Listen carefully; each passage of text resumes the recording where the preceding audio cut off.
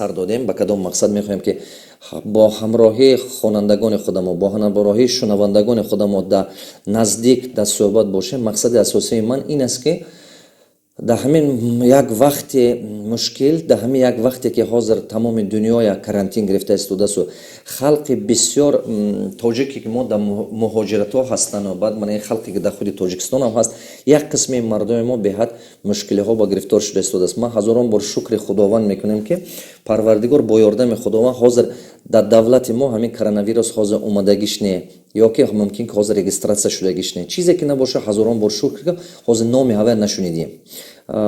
мо илтиҷо мекунем ки парвардигор ки ҳамин чи набиёд дар ҳамин ватани моам ки мо аз сара мо бисёр мушкилиҳо гузарондем. ҷанги граждане ки мо аз сара мо гузарондем, мушкилиҳое ки халқи мо аз сара гузаронда истодааст то ҳоло боз дар мусофирӣ, ин як парвардигор худаш як ғамхоре кунад ки ҳамин коронавирус мо ба набиёд, биёдам ки монда шуда баъд биёд, биёдам ки якун чигам таъсироти баланди вай. мақсади асосии мо именно барои дастгирӣ кардани ҳамин мардуми муҳоҷир, халқи дилшикастаи мо, халқи мо, ман гумон мекунам ки имрӯз мардуми мо ба як худбоварӣ, як қуввати рӯҳонӣ, як илме ки як бароҳи нек мебарад беҳад зарур аст. барои халқи мо беҳад зарур аст. ҳамватанои азиз, ман забони адабӣ гуфта гап намезанам. чӣ ба ман мехоҳам ки забони ҳамин оддӣ, забони мардумӣ қати гап занам ки ҳар як шафёр расмӣ, ҳар як мардикор расмӣ, ҳар як савдогар расмӣ, ҳар як хонашинам ки бошад сухани мана дуруст фаҳмаду як натиҷа гирад, як дарк кунад, як ҳаёти ояндаш ба истифода бурдан тавонад.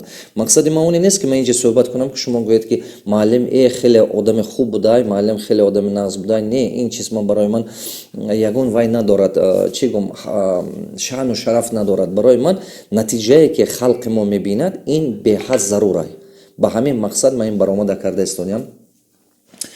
аз сабабе ки имрӯз буҳрони иқтисодӣ сар шудагӣ дар пеши ману шумо дута роҳ аст. дута роҳ аст. якум роҳ, ё ки мо ин роҳе ки пеша мегирем, ин роҳи чи зиқ шудан, ғусса хӯрдан, алам кашидан, чӣ гуфтан, тақдири ман ҳамин будааст, ман ҳамин мушкилӣ бафтидиам. ман як чӣ мегӯм, ин синдроми ғарибчаҳо, синдроме ки мисол баъзе одама гум мекунад ман як одами ғарибам, як одами чизам, фақир ҳастам, гуфта худа бечора гирифта ҳамин хел зиқ шуда рафтан. шумо метавонед ки ин кора кунед, не ки ин кор ягон қадр баҳра намебинед, ин кор фақат мушкилӣ мебинед. вақте ки одам ҳамин хел чиза худаш пеша гирифт, ин тақдир нест бачаҳо, ин худ интихоби инсон ай ки одам метавонад ки зиқ шуда шинад, зиқ шуда касалӣ кунад худаша, зиқ шуда ҳамин бо ин карантини худаш бо як вазмини ҳаёти мо бо як вазмини аз болош мебиёд, бо як вазмини нав мебиёд. ман дар ҳамин ҳаёти умрам доктори илмҳои равоншиносӣ шудагим ҳамто оддӣ нест. аз сабаби чӣ ман тавонистам доктори илмҳои равоншиносӣ шудан? чунки ман бисёр тафаккури инсона омӯхтам, бисёр фикриёти одамо омӯхтам. ҳар чизе ки дар майнаи сари шумо ҳаст, ҳамон чи ҳаёти шумо ба пайдо мешавад. аз он чи зиёд ҳаёти шумо пайдо шудан наметавонад. бо такрор мекунам, ҳар он чизе ки дар майнаи сари шумо ҳаст, танҳо ҳамон чиз ба ҳаёти шумо пайдо мешавад.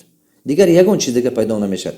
агар шумо хонаи шикорчӣ ба дароед, мебинед ки дар хонаи вай рӯжо ҳасту, дигар яроқ ҳасту, дигар чизҳо. агар хонаи рассом доред, мебинед ки краска ҳаст, чӣ гум плакати рассомӣ ҳаст, дигар чиҳо. хонаи домулло бадаред, чизҳои домуллоӣ ҳаст. хонаи солдат бадаред, чизҳои военни ҳаст, солдатӣ ҳаст и так дале.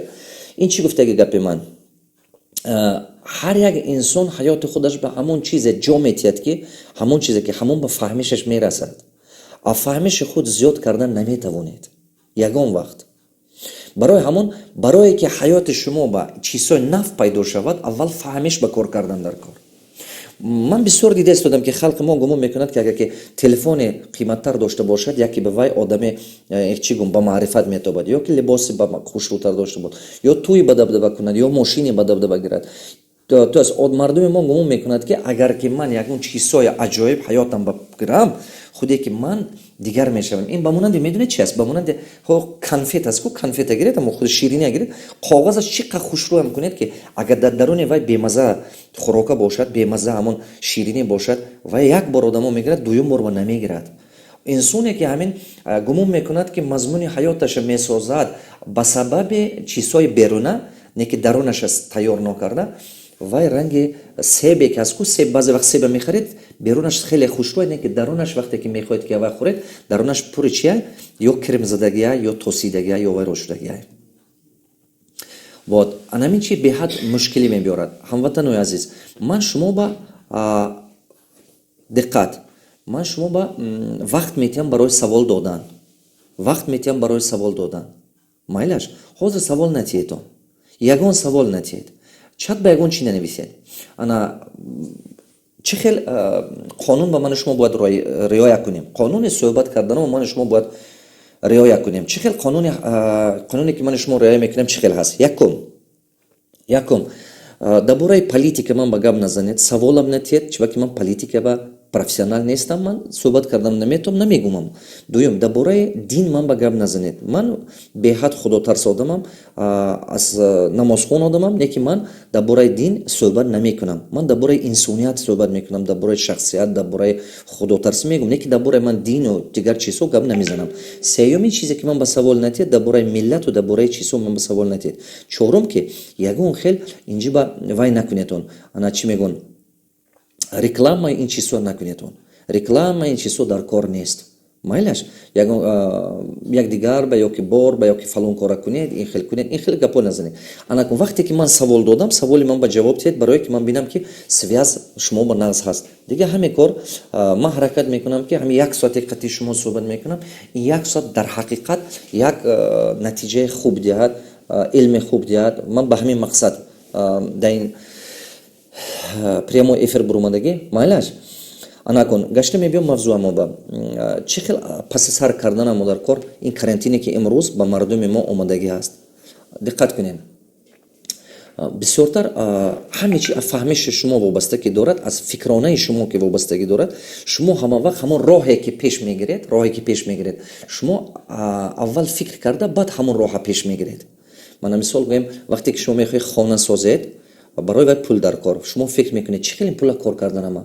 Ар рӯе ки ҳамон фикронатон чизе ба ки расад, ҳамон кора интихоб мекунед. Мана мисол як кас мегӯяд ки ман мерам Россия, мардикора мекунам. Як кас дигар мегӯяд мерам ман дар онҷо ҳамин шаҳр ба кор мекунам, савдогара мекунам. Ҳар кас ҳар хел роҳа интихоб мекунад. Ҳар хел роҳ интихоб мекунад инсон.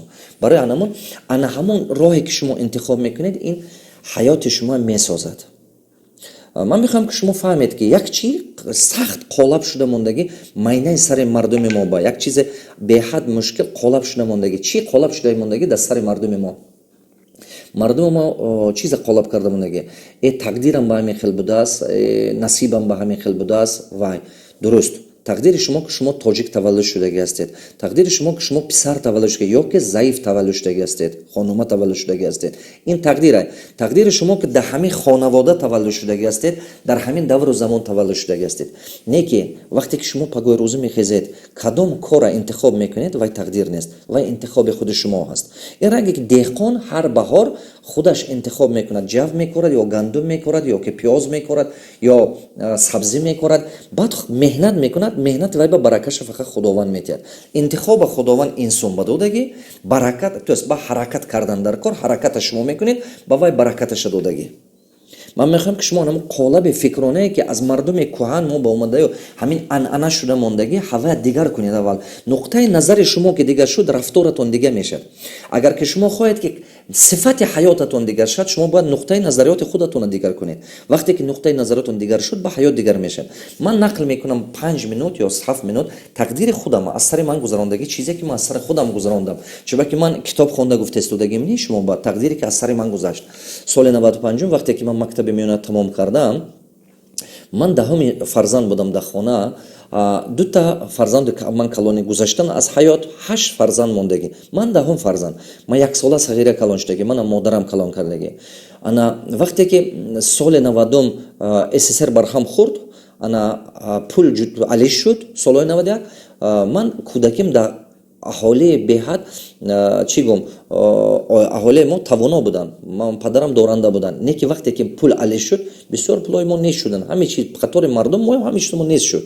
Вақте ки ман ба шаҳр омадам, дар шаҳри Душанбе ман политехнический вуз супурдам соли 95 инженер-строитель ПГС. ана студент шудам, 1 маҳ хондам, 1.5 маҳ натонистам дигар дарча хондан. Сони партофтам соли 96 ман студент шудам музикальная академия Хуҷанд ба баъд ман ин ба ХГУ ҳаст да Хуҷанд ва юристский факультеташ ба. 2 таҷруба студент шудам, хондан натонистам. Ба сабаби чӣ ман хондан натонистам? Ба сабабе ки ҳамон давру замон ба пул надоштам ки ба ҳузур ҳам хонаму ҳам зиндагӣ кунам. ҳам хонаму ҳам зиндагӣ кардам, пул надоштам. Вақте ки пул набуд дар дасти ман ки ҳам хонаму зиндагӣ кунам, ман хулоса ба омадам ки агар ки ҳаёт ман ба шанс наметиҳад, ҳамин шанса ман худам ҳамин возможноста худам сохтанам дар кор. Пеши ман ба интихоб буд. ё ки ман мехонам, ё ки ман коре карда ҳаёта ман дигар мекунам. Не ки пул набуд ки хонам. Ман маҷбур шудам партофтам мактаби миёна, қарз гирифта камутум, ҳамон муддат ба як бор қарз кардам ки мерам Россия, натоистам рафтан, дигар вақти дигаш ба камутум ман бизнес кардан гирифтам. Ман аз Узбекистон слитра оварда мефурӯхтам Тоҷикистон ба, аз манай тарафи Зафаробод Душанбе ба тарбузу харбуз бурда мефурӯхтем. В общем ним сол, 6 моҳ 7 моҳ ҳамин корро кардам. Ҳамин намуди ҳар хел фурӯшу ин хар вай хар карда гаштаги пёзам харида фурӯхтем, гӯштам харида фурӯхтем, мол фурӯшам кардем, аз қассобҳо пӯст ҷамъ мекардем, аз тамоми гӯшаи канори Тоҷикистон мефурӯхтем. Ҳамин корро ман кардаги ҳастам, аз сарам гурзондаги ҳастам ман. Не ки ман фаҳмидам ки ин хилқати ҳаётам ман дигар кардан наметавонам. Ман интихоб кардам ки мерам ба Россия кор мекунам, омада мехонам. Фикри ман ин хел буд. Нигоҳ кунед. ин интихоб, ман мехоҳам ки шумо як чиза нағз дарк кунед.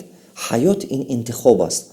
кадом чизе ки шумо имрӯз интихоб мекунед ва қарор мекунед, ҳамон раҳи шумо интихоб кардаги баъд худованд баракаша метиҳад, шумо ба коратон печ мелад, агар ки ҳалол кор кунед.